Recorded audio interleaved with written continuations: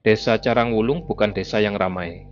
Rumah-rumah di sana berjarak cukup jauh satu sama lain, dipisahkan oleh ladang dan kebun yang luasnya tidak sama. Di ujung barat desa ada bukit yang warganya sebut Bukit Cadas, sebuah gundukan tanah berbatu yang tidak pernah ada yang berani mendaki setelah matahari terbenam. Tidak ada yang tahu persis sejak kapan bukit itu dianggap angker, tapi orang-orang tua di Carangwulung sudah dari dulu melarang anak-anak mereka bermain di dekat sana, apalagi setelah gelap. Karto tinggal di bagian tengah desa, di sebuah rumah berdinding papan, yang catnya sudah lama mengelupas. Ia tinggal bersama istrinya, Yem, dan dua anaknya, Tini, yang berumur 12 tahun, dan Bagus yang baru 8 tahun. Karto sudah bertani singkong.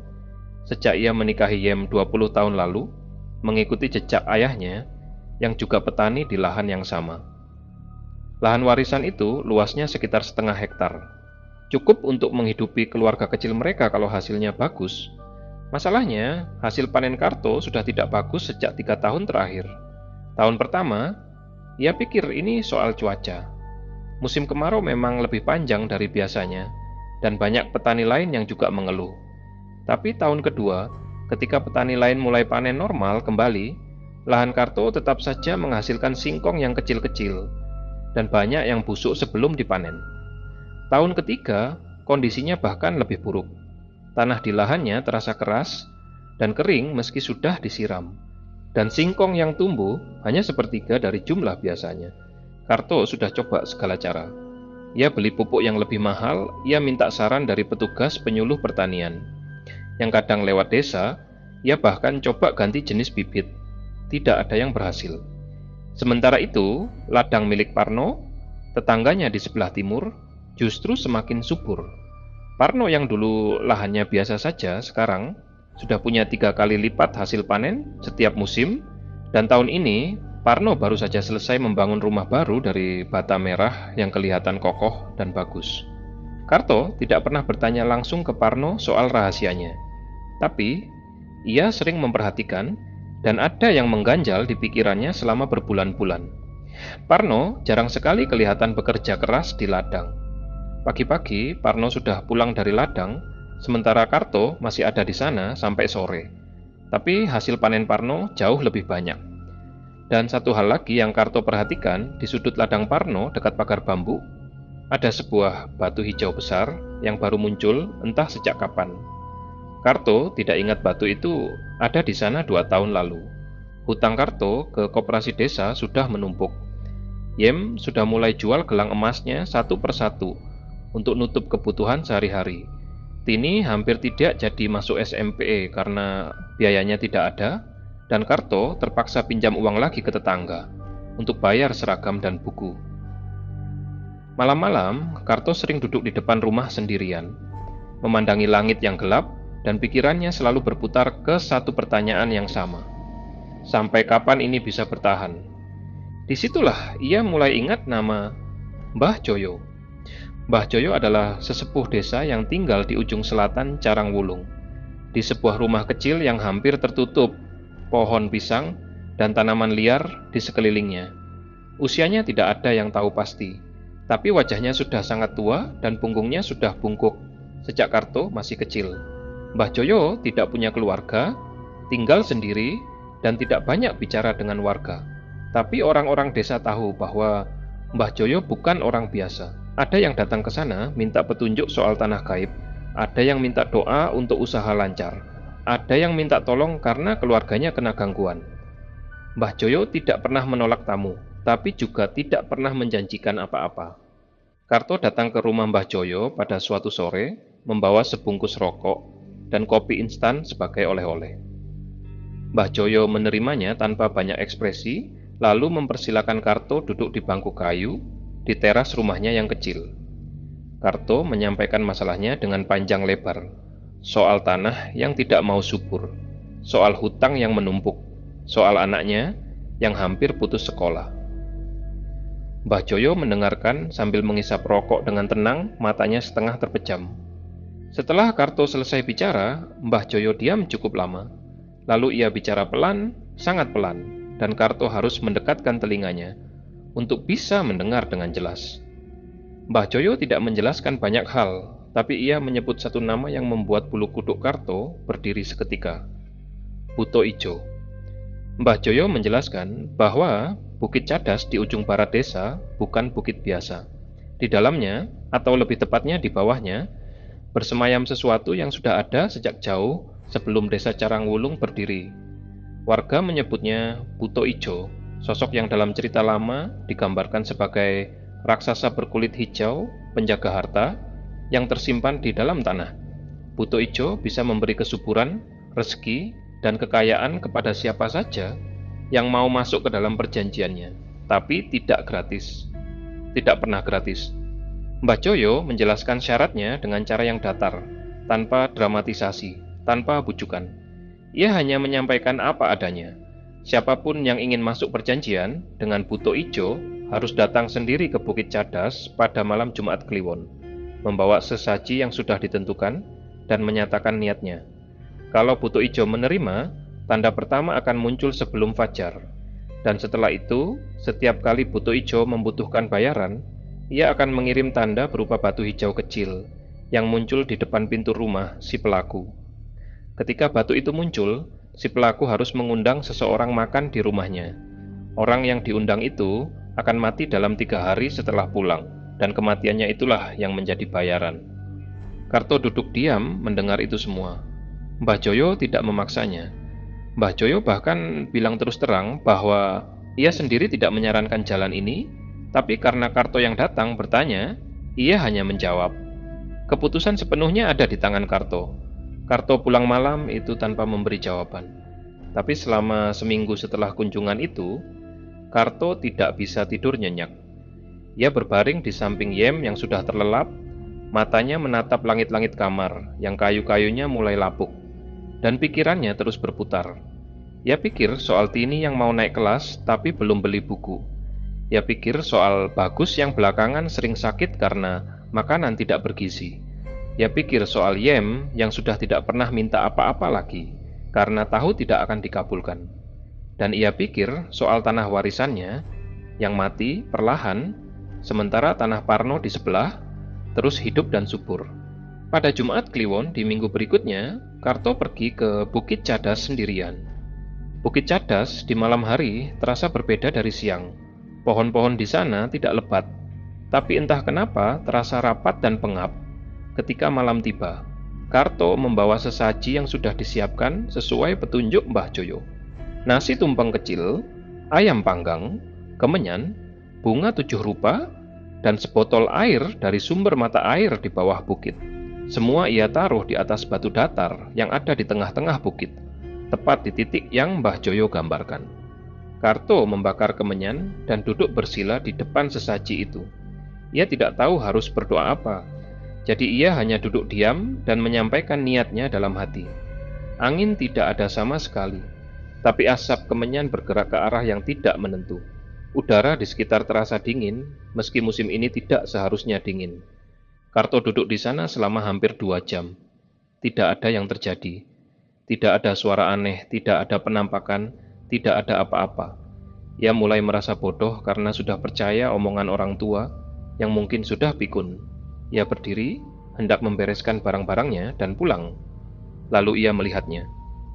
Di bawah batu datar tempat sesajinya diletakkan, ada sebuah batu kecil berwarna hijau tua yang mengilap.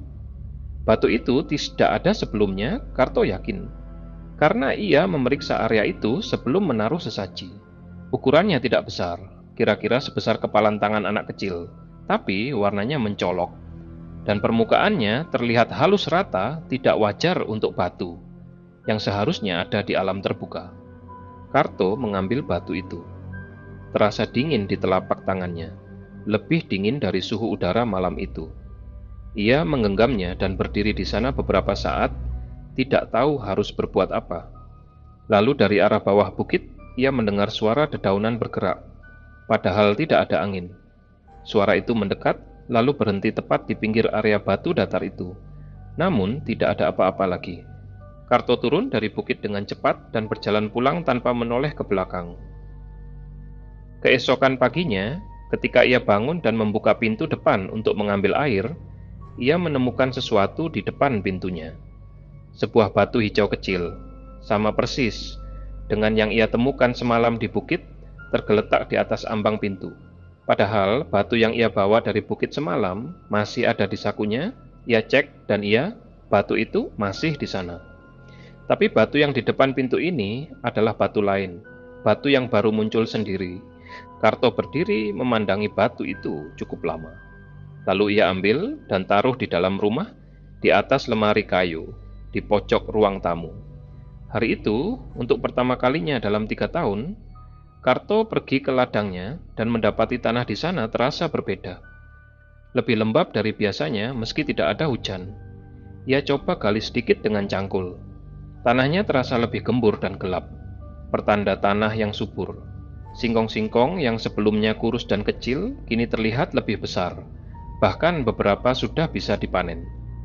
Karto memanen hari itu dan hasilnya 2 kali lipat dari panen terakhirnya. Dalam 2 bulan setelah malam di Bukit Cadas, kehidupan Karto berubah cukup signifikan. Hasil panennya terus meningkat setiap minggu. Tanah yang tadinya keras dan kering kini menjadi subur luar biasa, dan singkong yang tumbuh ukurannya jauh lebih besar dari rata-rata. Pengepul yang biasanya menawar harga rendah untuk hasil panen Karto, justru sekarang mau bayar lebih, karena kualitasnya bagus. Hutang ke koperasi mulai bisa dicicil. Yem bisa beli bahan makanan yang lebih baik untuk anak-anak. Tini bisa beli buku sekolahnya sendiri, dan Bagus sudah tidak sesering dulu sakit. Karto mulai memperluas lahannya dengan menyewa sebidang tanah kosong di sebelah lahannya. Dan tanah sewaan itu pun langsung subur begitu ia mulai garap. Warga desa mulai memperhatikan perubahan ini. Beberapa tetangga datang bertanya-tanya soal pupuk. Apa yang Karto pakai atau metode apa yang ia gunakan? Karto selalu menjawab dengan cara yang tidak terlalu detail. Bilang ia hanya coba teknik baru yang ia baca dari brosur pertanian. Tidak ada yang curiga lebih jauh dari itu, setidaknya untuk sementara. Batu hijau pertama yang muncul di depan pintunya itu masih ada di atas lemari. Karto tidak memindahkannya dan tidak membuangnya. Tapi sampai 2 bulan itu berlalu, tidak ada batu hijau kedua yang muncul. Karto mulai berpikir mungkin syarat tumbalnya tidak seberat yang Mbah Joyo jelaskan, atau mungkin ia salah paham.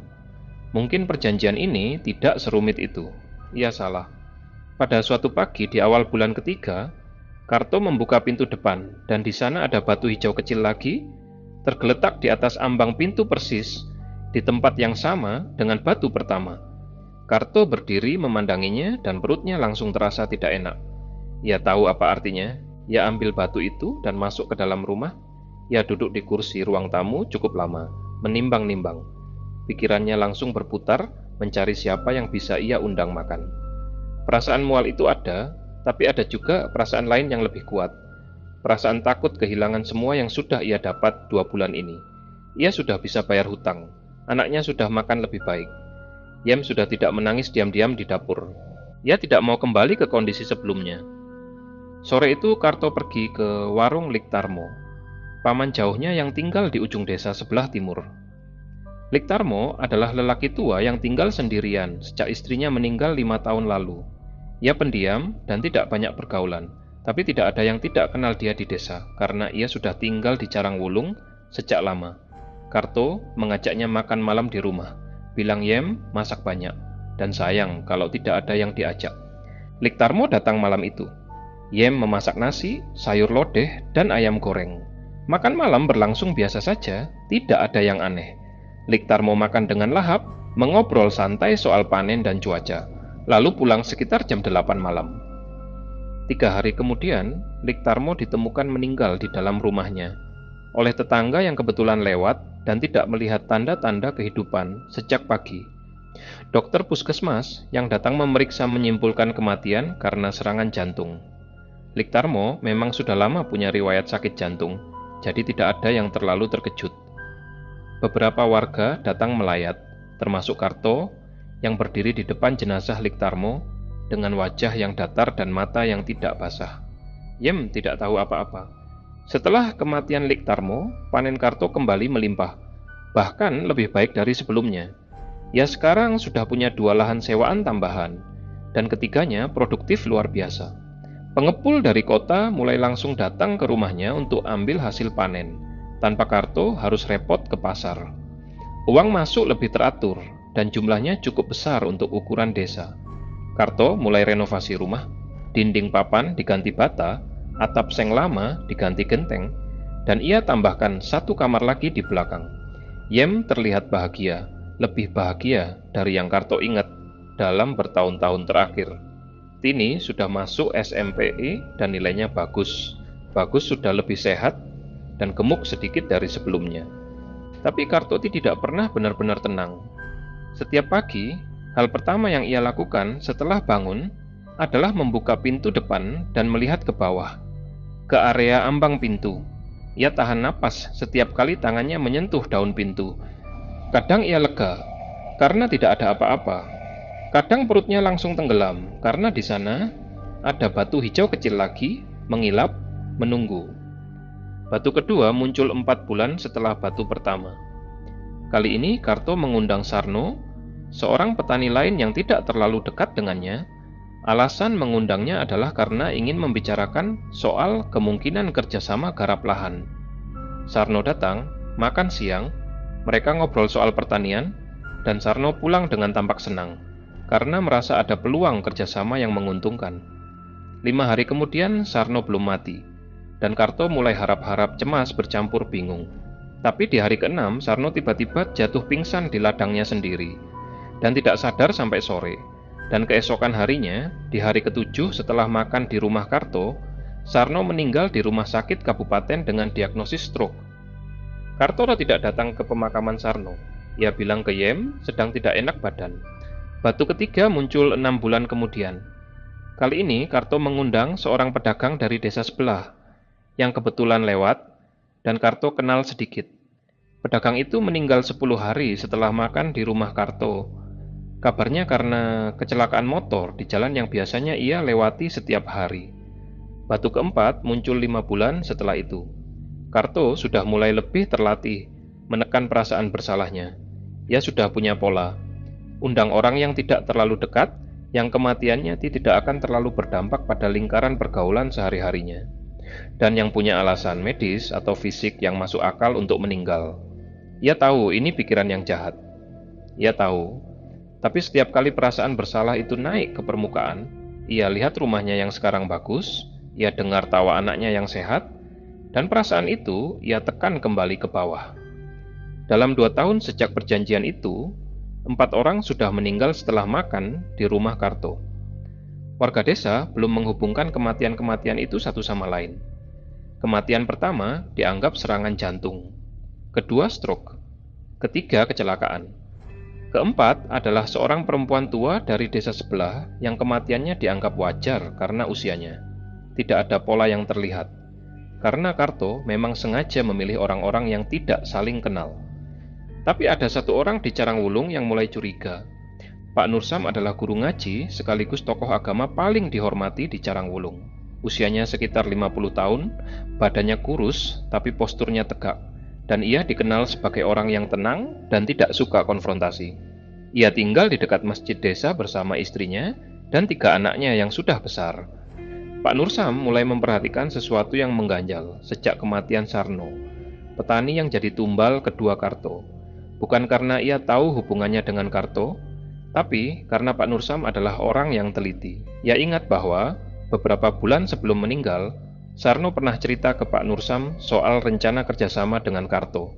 Dan Pak Nursam juga ingat bahwa pedagang dari desa sebelah yang meninggal kecelakaan itu, beberapa hari sebelum kecelakaan, pernah mampir ke warung kopi dan bilang baru saja makan di rumah Karto. Yang katanya aneh karena tiba-tiba diajak, padahal tidak terlalu kenal. 2 titik itu belum membentuk pola yang jelas, tapi Pak Nursam menyimpannya di dalam kepalanya. Yang membuat Pak Nursam mulai benar-benar menyelidiki adalah kejadian yang ia alami sendiri. Suatu malam ia pulang dari pengajian lewat jalan yang melewati depan rumah Karto. Dan dari jarak beberapa meter, ia melihat sesuatu yang aneh. Dari bawah pintu depan rumah Karto, ada cahaya hijau tipis, yang keluar sebentar lalu hilang. Mungkin 2 atau 3 detik saja. Pak Nursam berhenti dan memandangi pintu itu Tapi tidak ada lagi yang terjadi. Ia lanjutkan jalan pulang, tapi kejadian itu tidak hilang dari pikirannya. Pak Nursam mulai diam-diam bertanya ke beberapa warga, mencoba merangkai informasi. Ia tanya ke tetangga Karto soal aktivitas Karto yang tidak biasa. Ia tanya ke beberapa orang yang kebetulan pernah berinteraksi dengan Karto sebelum kematian orang-orang yang meninggal itu. Tidak ada yang tahu apa yang Pak Nursam cari, karena ia bertanya dengan santai, menyelipkan pertanyaan-pertanyaan itu di tengah obrolan biasa. Semakin ia kumpulkan informasi, semakin jelas pola yang mulai terbentuk. Semua orang yang meninggal itu, setidaknya yang bisa ia lacak, punya satu kesamaan. Mereka makan di rumah Karto tidak lama sebelum meninggal. Pak Nursam tidak bisa membuktikan apa-apa, dan ia juga tidak mau langsung menuduh tanpa bukti yang kuat. Tapi ia tahu ia perlu tahu lebih banyak sebelum bisa berbuat apa-apa. Pak Nursam mendatangi Mbah Joyo. Mbah Joyo menerima Pak Nursam tanpa ekspresi khusus, duduk di kursinya yang sama, mengisap rokok yang sama. Pak Nursam menyampaikan kecurigaannya dengan hati-hati, tanpa menyebut nama Karto secara langsung di awal, hanya menggambarkan pola yang ia temukan. Mbah Joyo mendengarkan, dan wajah tuanya yang biasanya datar terlihat berubah sedikit. Ada sesuatu yang bergerak di matanya. Mbah Joyo tidak secara eksplisit mengkonfirmasi siapa yang terlibat, tapi ia menjelaskan ke Pak Nursam tentang Buto Ijo dan perjanjiannya. Sesuatu yang memang sudah diketahui Pak Nursam secara teori, karena ia paham dunia gaib. Mbah Joyo bilang bahwa perjanjian semacam itu tidak bisa diputus dari luar oleh orang lain. Hanya si pelaku sendiri yang bisa memilih untuk keluar, dan konsekuensinya tidak ringan. Dan ada hal lain yang Mbah Joyo sampaikan dengan nada peringatan yang jelas. Siapapun yang terlalu dekat dengan pelaku dan terlalu banyak tahu, berisiko masuk ke dalam radar Buto Ijo. Pak Nursam pulang dari rumah Mbah Joyo dengan kepala penuh. Ia tahu ia sudah terlalu dalam untuk mundur begitu saja, tapi ia juga tahu ia harus hati-hati. Karto sudah tahu Pak Nursam mulai menyelidiki sesuatu. Ia tahu bukan karena ada yang memberitahu, tapi karena dalam komunitas kecil seperti Carangwulung, pergerakan orang tidak luput dari perhatian. Ia dengar dari Yem bahwa Pak Nursam belakangan sering bertanya ke beberapa warga soal ini itu. Karto tidak tahu persis apa yang Pak Nursam cari, tapi naluri yang sudah ia asah selama 2 tahun belakangan membuat perutnya tidak enak setiap kali nama Pak Nursam disebut. Pada pagi di hari Kamis, minggu ketiga bulan itu, Karto membuka pintu depan dan menemukan batu hijau kecil itu lagi di ambang pintu. Karto berdiri di depan pintu dengan batu itu di tangannya.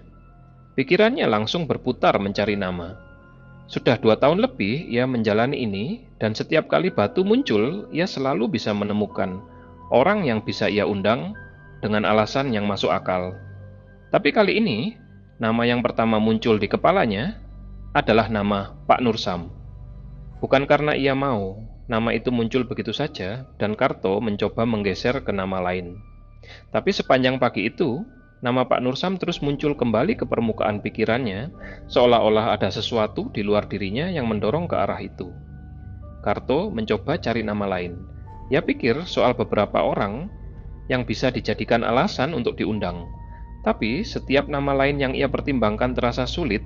Ada saja alasan mengapa itu tidak praktis atau tidak wajar. Sementara Pak Nursam secara logis justru mudah karena Karto bisa beralasan ingin minta nasihat agama atau sedekah makan. Hari itu berlalu dan Karto belum melakukan apa-apa. Hari kedua setelah batu muncul, Karto mulai gelisah. Ia pergi ke ladang tapi tidak bisa fokus bekerja. Tanpa disadari, ia berjalan ke arah rumah Pak Nursam. Dan di depan rumah itu ia berhenti. Pak Nursam kebetulan ada di luar, sedang merapikan tanaman di halaman. Mereka bertemu mata. Yang terjadi setelah itu adalah sesuatu yang tidak Karto rencanakan sepenuhnya. Ia menghampiri Pak Nursam dan berbicara sebentar, mengajak Pak Nursam makan malam di rumahnya besok malam, dengan alasan ada sesuatu yang ingin ia bicarakan soal urusan desa. Pak Nursam mempertimbangkannya sejenak, lalu mengangguk setuju. Karto berjalan pulang dengan perasaan yang bercampur aduk dan berat. Ia tahu apa yang akan terjadi, Dan untuk pertama kalinya dalam 2 tahun terakhir, ia tidak bisa menekan perasaan bersalahnya dengan mudah. Malam itu Karto tidak tidur. Ia berbaring di samping Yem yang sudah tidur. Dan ia pikir panjang soal apa yang sudah ia lakukan selama 2 tahun ini. 4 orang sudah meninggal karena ia. 4 orang yang masing-masing punya kehidupan sendiri, punya keluarga sendiri, punya orang-orang yang menyayangi mereka. Dan sekarang yang kelima adalah Pak Nursam, orang yang dihormati seluruh desa, orang yang tidak pernah berbuat jahat ke siapapun, orang yang justru sedang mencoba menghentikan apa yang Karto lakukan. Karto bangun jam 2 pagi dan pergi ke dapur. Ia duduk di lantai dapur dengan punggung, bersandar ke dinding. Dan untuk pertama kalinya sejak 2 tahun lalu, ia menangis. Tapi pagi harinya, ketika ia keluar dan melihat rumahnya yang bagus, ketika ia dengar Tini sedang belajar di kamarnya, ketika ia lihat Yem memasak dengan wajah yang tenang dan tidak tertekan, ia mengusap mukanya dan memutuskan untuk tetap menjalankan makan malam itu. Yem memasak nasi, opor ayam, dan tempe goreng untuk makan malam itu. Ia tidak tahu ada yang berbeda dari malam-malam lain. Ia pikir suaminya hanya mengundang tamu biasa. Tini dan Bagus makan lebih awal lalu masuk ke kamar masing-masing. Hanya Karto dan Yem yang menunggu Pak Nursam di ruang makan. Pak Nursam datang tepat waktu, membawa sebungkus kue kering sebagai oleh-oleh. Ia masuk, duduk, dan suasana makan malam berlangsung dengan percakapan yang terasa sedikit kaku dari sisi Karto, meski Pak Nursam sendiri tampak santai dan ramah seperti biasa. Di tengah makan, Pak Nursam melakukan sesuatu yang tidak Karto duga. Ia meletakkan sendoknya dan menatap Karto langsung. Tatapannya tidak marah, tidak menuduh, tapi juga tidak bisa disalahartikan. Pak Nursam tahu, setidaknya ia curiga dengan kuat, dan matanya menyampaikan itu tanpa perlu kata-kata. Karto balik menatapnya, dan selama beberapa detik keduanya hanya diam. Yem yang tidak mengerti apa-apa menawarkan tambah nasi, dan momen itu berlalu. Makan malam dilanjutkan. Pak Nursam pamit pulang sekitar jam 8 malam, seperti biasa. Karto berdiri di depan pintu memandangi Pak Nursam yang berjalan menjauh ke arah gelap jalan desa. Di tangan Karto, di dalam saku celananya, ada batu hijau kecil yang ia genggam erat. Dan tiba-tiba, sesuatu di dalam dada Karto bergerak. Sesuatu yang sudah lama ia tekan dan kubur dalam-dalam. Ia melangkah keluar dari rumah. Karto berlari menyusul Pak Nursam. Ia mengejar dan berhasil menyusulnya beberapa ratus meter dari rumah. Karto memegang lengan Pak Nursam dan menahannya. Dan dalam kegelapan jalan desa itu, Karto berbicara. Ia tidak bisa menjelaskan semuanya, kata-katanya keluar tidak teratur dan tidak lengkap, tapi ia cukup menyampaikan satu hal yang penting. Pak Nursam jangan pulang malam ini. Jangan tidur di rumahnya sendiri, pergi kemana saja, ke rumah saudara, kemana saja, tapi jangan tidur di tempat biasa dalam 3 hari ke depan. Pak Nursam menatap Karto. Di wajah Pak Nursam tidak ada ketakutan, tapi ada keseriusan yang dalam. Ia mengangguk pelan. Karto melepaskan lengannya dan kembali ke rumah. Pak Nursam tidak langsung pergi kemana-mana malam itu. Ia pulang ke rumahnya sendiri dan duduk di ruang tamu sendirian, memikirkan apa yang baru saja terjadi. Istrinya sudah tidur, anak-anaknya tidak ada di rumah. Pak Nursam duduk dengan Al-Quran di pangkuannya, dan ia berdoa, lama dan sungguh-sungguh. Pak Nursam percaya pada perlindungan Allah, tapi ia juga tahu bahwa apa yang ia hadapi bukan hal kecil. Ia sudah cukup paham soal dunia gaib untuk tahu bahwa perjanjian semacam yang Karto masuki adalah sesuatu yang tidak bisa dilawan dengan cara biasa. Hari pertama berlalu tanpa kejadian. Pak Nursam tetap menjalankan aktivitas normalnya, mengajar ngaji, salat berjamaah, berkebun. Tidak ada yang terasa aneh. Hari kedua, Pak Nursam mulai merasakan sesuatu. Bukan sakit, bukan nyeri, tapi ada perasaan tidak nyaman di dadanya, yang tidak bisa ia deskripsikan. Perasaan itu datang dan pergi, tidak konstan. Istrinya bertanya apakah ia baik-baik saja, dan Pak Nursam bilang iya. Malam hari kedua, Pak Nursam pergi ke rumah saudaranya di desa sebelah, seperti yang Karto sarankan. Ia tidak menjelaskan alasannya, hanya bilang ingin menginap, karena ada keperluan keesokan harinya. Tapi pagi hari ketiga, sesuatu terjadi. Pak Nursam terbangun lebih awal dari biasanya di rumah saudaranya, dan ia merasa sangat tidak sehat. Bukan sakit seperti flu atau demam, tapi seluruh badannya terasa berat, sangat berat, dan pernapasannya terasa sedikit susah. Saudaranya yang melihat kondisinya langsung membawanya ke puskesmas. Dokter di puskesmas memeriksa dan tidak menemukan sesuatu yang secara medis mengkhawatirkan. Tekanan darahnya normal, denyut nadinya normal, tidak ada yang aneh. Tapi Pak Nursam tetap merasa tidak bisa bergerak dengan nyaman. Sore hari ketiga, perasaan berat itu hilang tiba-tiba. Sepenuhnya hilang dalam hitungan menit. Pak Nursam bisa bernapas normal lagi, badannya ringan kembali.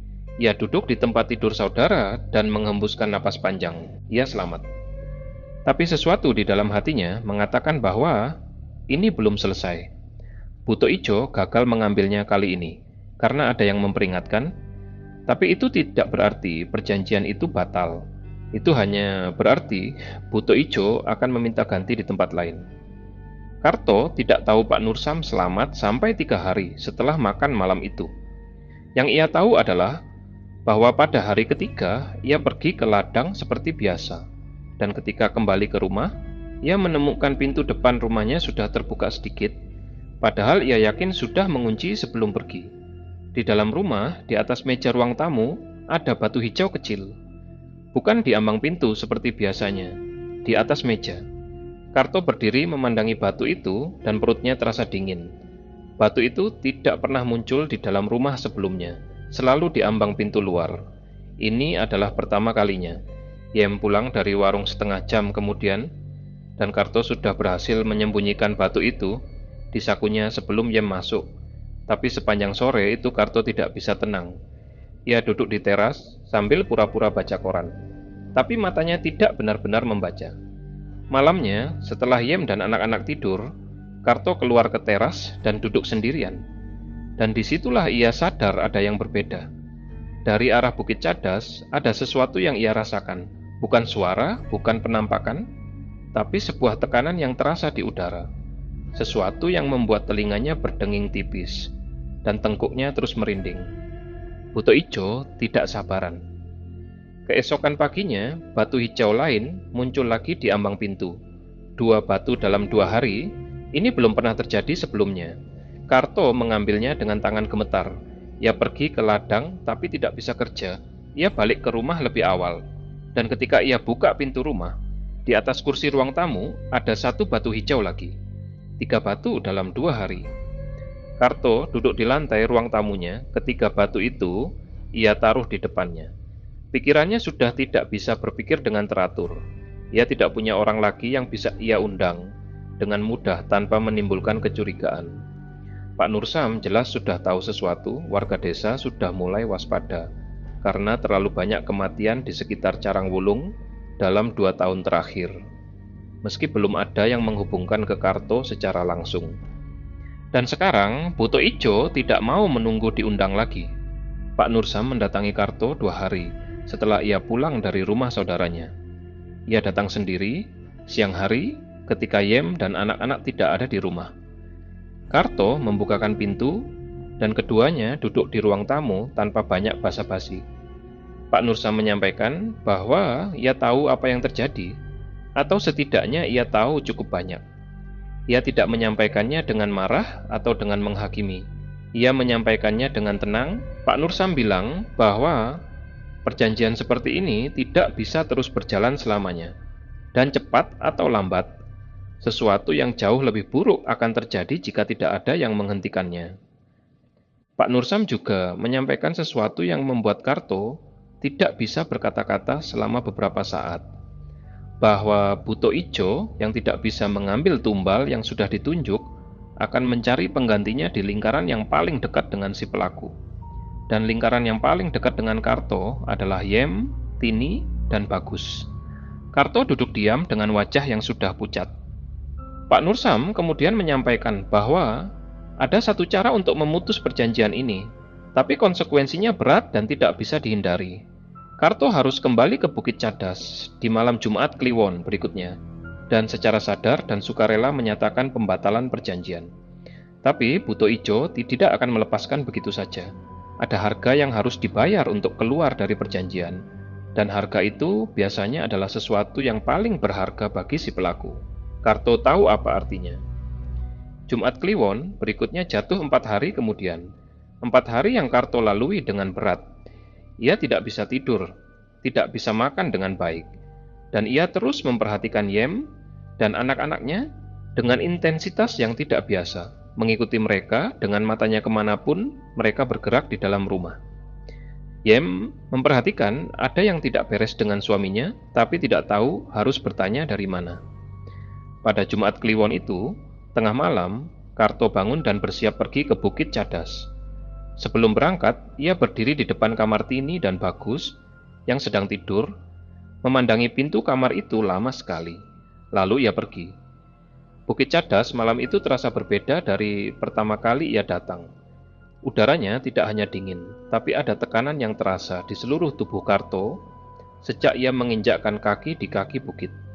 Ia naik ke atas dengan langkah yang pelan dan berat, dan sesampainya di batu datar di tengah bukit, ia berdiri dan menyatakan niatnya. Karto tidak membawa sesaji apapun kali ini. Ia hanya berdiri dan menyampaikan bahwa ia ingin keluar dari perjanjian. Angin yang tidak ada tiba-tiba ada, dan pohon-pohon di sekitar bukit bergerak semua sekaligus. Suhu udara turun drastis dalam hitungan detik, dan Karto bisa melihat napasnya sendiri membentuk uap. Tanah di bawah kakinya bergetar sedikit, sangat halus, tapi Karto bisa merasakannya. Dan kemudian berhenti. Semuanya berhenti sekaligus. Angin hilang, gemetar tanah hilang, suhu kembali normal. Keheningan yang muncul setelahnya terasa lebih berat dari kebisingan sebelumnya. Karto berdiri di atas bukit itu selama beberapa menit, menunggu. Tidak ada apa-apa, ia mulai berjalan turun. Ia baru sampai di kaki bukit ketika ponselnya bergetar. Nomor Yem? Karto mengangkat telepon dan suara Yem di seberang sana membuat lututnya langsung lemas. Suara Yem tidak teratur, antara menangis dan berteriak kecil. Dan dari kata-kata yang tidak beraturan itu, Karto berhasil menangkap satu kalimat yang jelas. Bagus tidak bisa dibangunkan. Bagus ditemukan Yem dalam kondisi masih berbaring di tempat tidurnya, matanya tertutup, napasnya ada tapi sangat lemah dan tidak teratur. Yem sudah mencoba membangunkannya, tapi Bagus tidak bereaksi sama sekali. Karto sampai di rumah dengan napas habis, dan langsung berlari masuk ke kamar Bagus. Ia melihat anaknya berbaring diam, wajahnya pucat tapi tidak kesakitan. Yem berdiri di sudut kamar sambil menangis, dan Tini berdiri di pintu kamar dengan wajah ketakutan. Mereka membawa Bagus ke rumah sakit kabupaten malam itu juga. Dokter yang memeriksa tidak bisa menemukan penyebab yang jelas. Semua tanda vital Bagus normal, jantungnya berdetak, paru-parunya bekerja, tapi Bagus tidak sadar dan tidak bisa dibangunkan. Dokter menyebutnya koma dengan penyebab yang tidak teridentifikasi. Karto duduk di kursi di luar ruang perawatan Bagus, dan untuk pertama kalinya ia menyampaikan semuanya ke Yem. Semua. Dari awal. Dari malam di Bukit Cadas 2 tahun lalu, dari Liktarmo, dari Sarno, dan semuanya. Yem mendengarkan sambil menangis dan wajahnya berubah dari tidak percaya menjadi ngeri, menjadi marah, menjadi hancur dalam urutan yang cepat. Yem tidak berbicara ke Karto selama berjam-jam setelah itu. Pak Nursam datang ke rumah sakit keesokan paginya setelah dapat kabar dari warga desa. Ia duduk bersama Karto di luar ruang perawatan. Pak Nursam menyampaikan bahwa apa yang terjadi pada Bagus adalah konfirmasi dari yang ia sudah khawatirkan. Buto Ijo mengambil dari lingkaran terdekat karena gagal mengambil tumbal yang sudah ditunjuk, yaitu Pak Nursam sendiri. Dan pembatalan perjanjian yang Karto lakukan semalam di Bukit Cadas tidak mengubah apa yang sudah berjalan.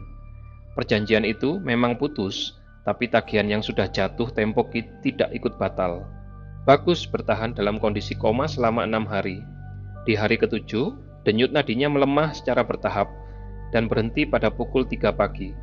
Dokter menyatakan Bagus meninggal karena kegagalan organ yang tiba-tiba dan tidak bisa dijelaskan secara medis. Karto yang duduk di samping tempat tidur Bagus hanya duduk diam memandangi wajah anaknya Yang terakhir kali terlihat tenang, seperti tidur, tapi sudah tidak bernapas. Yem yang ada di sisi lain tempat tidur jatuh berlutut dan menangis, dengan suara yang tidak bisa Karto tahan untuk didengar. Pemakaman bagus dihadiri hampir seluruh warga Carangwulung. Anak 8 tahun yang meninggal tanpa penyebab yang jelas membuat semua orang berduka sekaligus bingung. Tidak ada yang tahu apa yang sebenarnya terjadi kecuali Karto, Yem, Pak Nursam, dan Mbah Joyo. Setelah pemakaman, Karto kembali ke rumahnya yang sekarang terasa asing. Rumah yang ia bangun dari uang hasil perjanjian itu terasa seperti benda yang salah. Yem tidak banyak bicara, dan Tini yang diam-diam mendengar sebagian percakapan orang tuanya di rumah sakit, tidak lagi memandang Karto dengan cara yang sama. Batu-batu hijau tidak lagi muncul di depan pintu. Perjanjian sudah putus, Buto Ijo sudah mengambil apa yang ia anggap sebagai haknya. Tapi ladang Karto kembali ke kondisi semula. Tanah yang tadinya subur luar biasa perlahan kembali mengeras dan kering. Singkong-singkong yang tumbuh kembali kurus dan kecil. Dalam sebulan, ladang Karto sudah kembali tidak produktif persis, seperti sebelum ia pergi ke Bukit Cadas. Semua yang datang dari perjanjian itu pergi bersama perjanjiannya. Hutang yang sudah lunas tidak ikut kembali, dan rumah yang sudah dibangun masih berdiri. Tapi penghasilan dari ladang habis, dan Karto harus mulai dari nol lagi. Kali ini jauh lebih berat dari sebelumnya. Karto mencoba kembali bertani dengan cara biasa. Tapi tangannya yang mengerjakan lahan tidak punya tenaga yang sama. Ia bekerja, tapi pikirannya tidak pernah sepenuhnya ada di ladang. Pikirannya selalu kembali ke wajah bagus di tempat tidur rumah sakit, ke suara Yem yang berlutut menangis, ke wajah Liktarmo yang terakhir kali ia lihat masih sehat dan tertawa di meja makannya. Pak Nursam tetap datang ke rumah Karto sekali dalam beberapa minggu, bukan untuk menghakimi, tapi karena ia merasa ada tanggung jawab untuk memastikan Karto dan keluarganya baik-baik saja. Yem menerima kehadiran Pak Nursam dengan hangat, tapi setiap kali Pak Nursam datang, Karto selalu terlihat tidak bisa menatap mata tamu itu. Mbah Joyo meninggal 3 bulan setelah semua kejadian itu ditemukan duduk di kursinya yang biasa, dengan rokok yang sudah mati di jari-jarinya. Tidak ada yang tahu kapan tepatnya Mbah Joyo meninggal. Mungkin sudah beberapa hari sebelum ditemukan. Rumahnya yang tertutup pohon pisang dan tanaman liar itu tak ada yang berani masuki, dan dalam beberapa bulan, rumah itu tenggelam di balik tanaman yang tumbuh tidak terkendali. Parno, tetangga Karto, yang lahannya juga sangat subur itu, ditemukan meninggal 6 bulan setelah Bagus. Cara meninggalnya tidak wajar, ditemukan di ladangnya sendiri, dalam kondisi yang membuat warga yang menemukannya tidak mau menceritakan detailnya. Tidak ada batu hijau yang pernah ditemukan di sekitar jasad Parno, tapi warga yang sudah tahu konteks cerita pesugihan di desa itu bisa menarik kesimpulan sendiri. Perjanjian Parno, yang rupanya sudah berjalan lebih lama dari perjanjian Karto, mencapai ujungnya dengan cara yang lebih keras. Desa Carangwulung setelah semua itu menjadi desa yang lebih sunyi dari sebelumnya. Beberapa keluarga pindah ke kota, tidak betah karena cerita yang beredar. Bukit Cadas di ujung barat desa tidak berubah, tidak berkurang keangkernya. Anak-anak tetap dilarang mendekati sana setelah gelap. Hanya saja sekarang, para orang tua menyampaikan larangan itu dengan lebih serius dari sebelumnya. Karto masih ada di Carangwulung. Ia masih tinggal di rumah bata yang ia bangun dari uang perjanjian itu, bersama Yem yang semakin jarang bicara, dan Tini yang semakin cepat dewasa. Setiap pagi ia bangun, membuka pintu depan, dan matanya secara otomatis melihat ke bawah, ke area ambang pintu. Tidak ada batu hijau di sana, tapi Karto tidak pernah bisa merasa lega sepenuhnya. Ia berdiri di depan pintu setiap pagi dan melihat ke arah Bukit Cadas yang ujungnya terlihat dari halaman rumahnya. Dan setiap kali ia melihat ke sana, ia teringat malam pertama saat naik ke atas bukit itu dengan sesaji di tangannya. Dan sebuah keyakinan bahwa ia bisa mendapat sesuatu tanpa harus kehilangan sesuatu. Ia salah, dan ia tahu ia akan salah sampai akhir hidupnya. Tanah di ladangnya tetap kering dan keras, singkong tetap kurus, hutang mulai menumpuk lagi, dan di sudut lemari kayu di pojok ruang tamu, Batu-batu hijau kecil yang pernah ia simpan masih ada di sana, semua 4 biji, diam dan mengilap dalam gelap. Karto tidak pernah membuangnya. Mungkin karena ia tidak tahu bagaimana caranya. Atau mungkin karena bagian kecil dari dirinya yang paling gelap masih takut bahwa membuang batu-batu itu akan membuat sesuatu yang sudah pergi itu kembali datang. Dan bagian kecil itu tidak pernah benar-benar hilang, tidak peduli berapa banyak malam yang sudah berlalu sejak malam di Bukit Cadas itu.